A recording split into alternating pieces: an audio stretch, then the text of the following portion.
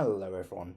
Sorry I can't join you there in person. I'm Junaid, today I'm going to be talking you through probably something which is slightly different, and it's about a real world case study in digital forensics practice and a case I was an expert witness in, and a type of case which hasn't really been covered too much in the academic literature when it comes to case studies.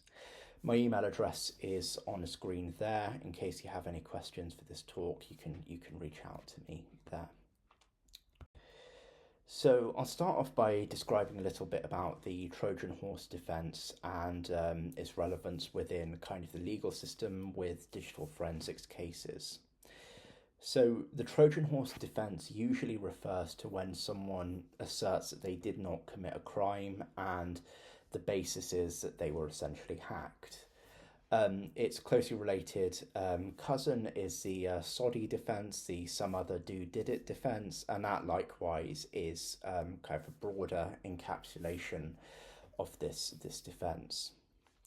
Now, this particular defense has kind of been described in academic literature as working to various levels of extents, but there hasn't really been a understanding as to how it can be addressed in practice in kind of modern digital forensics practice, really. And the world has significantly moved on since kind of desktop computers and offending there and things moving more towards mobile devices. So in terms of related work, I kind of won't go through all the citations in the paper itself, but kind of the Bowles paper listed here, Bowles and colleagues, it essentially provides a summary of cases from April 2003 to April 2012. And again, this comes before kind of the widespread adoption of mobile devices, and it doesn't really describe how this defense can be addressed in practice by actual practitioners. It was revisited in Richards and colleagues, and they visit this kind of within the concept of ghostware. So ghostware is kind of, I guess, malware which does not really leave forensic artifacts, kind of exists in memory. But it didn't provide like an empirical analysis with kind of real world case studies of how this works in criminal cases. And then, kind of turning to the last piece of related work I'll cover in this presentation, there is a piece of work which essentially covers exploring the artifacts which are left behind by USB rubber duckies.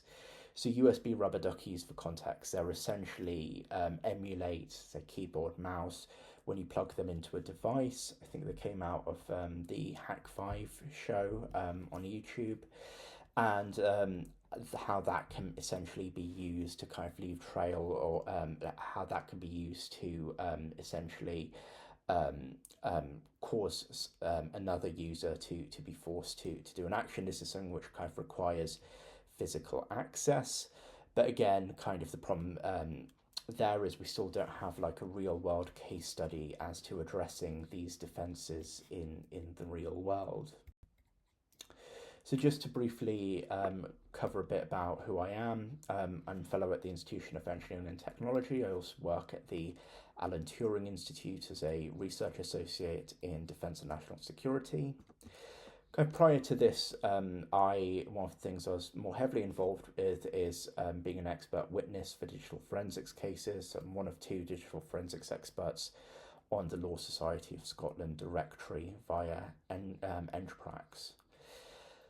And then previously, I was also an engineering manager at Cloudflare, where I spent most of my career in whilst working in cybersecurity, and a bit about my education there with in terms of psychology, but also law there at Edinburgh. So to talk a little bit about this case concerns a Crown's prosecution against someone we'll refer to as F. And the way this case started is local police received intelligence via the US National Center for Missing and Exploited Children, which came down through the National Crime Agency, and local police arrested F and charged them with numerous child sexual offences, including making indecent images of children, often referred to as child sexual abuse material in kind of the American parlance. The prior history of sexual offending could not be disclosed to the jury, so this is one of the things, is in order to ensure there's a fair trial. Prior history could not be told to the jury until kind of after they had delivered their verdict. And the defendant essentially claimed he was hacked, and then the Police Digital Forensics Unit, the DFU, faced a challenge of proving a negative, and so I was instructed as the expert. So just to briefly cover the initial forensic work that was done in the Police Digital Forensics Unit, kind of after the property was seized, or after the property was searched, electronic devices were seized, and amongst the exhibits were an Android and an iPhone. A detective who was trained in digital forensics, who worked in the Digital Forensics Unit, conducted an initial forensic examination. This was Cellebrite extraction and a grey key extraction. And essentially, indecent images of children across all categories were identified, so they're often separated in the UK into category A, B, and C, and overall these categories are found alongside extreme pornographic images and a prohibited image of a child. So from then, when I was instructed, a preliminary forensic investigation was conducted, and this was really to identify potential lines of potential technical lines of inquiry to follow. So this involved reviewing a mobile phone bill, which the defence asserted showed network activity when the defendant was in police custody, and the kind of the roll-up data that was provided in the bill was actually consistent with the device not being used, and this being background activity.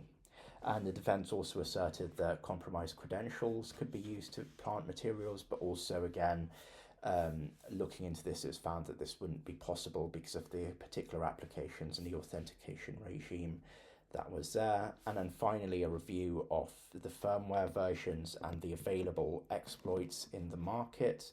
That was quite important because, of course, it wasn't a contemporaneous memory dump necessarily at the time that this material was placed onto devices, and so that was very important to also consider in terms of helping assist a jury in finding a determination to the criminal standards, so they could be sure of the outcome. So reviewing those exploits, which ultimately found that essentially in terms of any potential 0 days, anything which was patched subsequently. Then, following kind of identifying any potential lines of inquiry, there was then a forensic investigation, which I did, and the police essentially provided the extraction they had already conducted. And this identified that devices weren't jailbroken, there was no suspicious configuration or application, and then critically, the Amnesty International Mobile Verification Toolkit was used to identify indicators of compromise. Now, indicators of compromise were identified on the iPhone, but they were all within one module called the Safari Favicon module.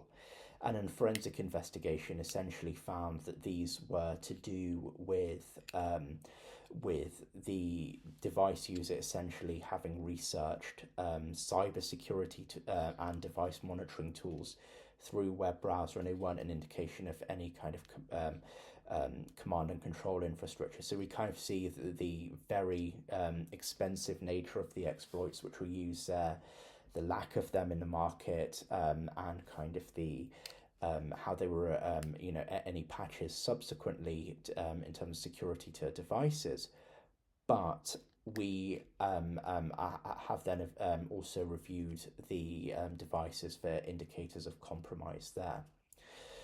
That leaves kind of a third open or a third open line of inquiry, which is important to consider. There was a lot of material on these devices, so why was the volume of material kind of so large? And that was important to consider.